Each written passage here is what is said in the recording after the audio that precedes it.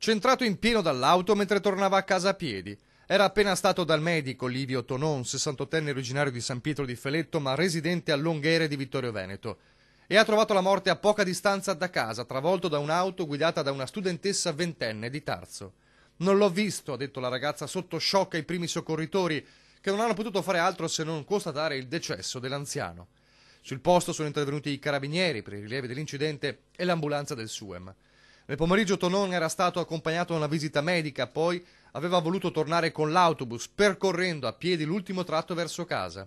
Il tragico impatto si è verificato quando ormai era a poco più di 100 metri dalla sua abitazione. Una tragedia che scuote ancora una volta la piccola frazione vittoriese, dove negli ultimi 15 anni ci sono stati 10 incidenti mortali. Sotto accusa, anche dopo le parole della ventenne, la scarsa illuminazione della strada. I funerali del 68enne operaio in pensione saranno fissati nei prossimi giorni.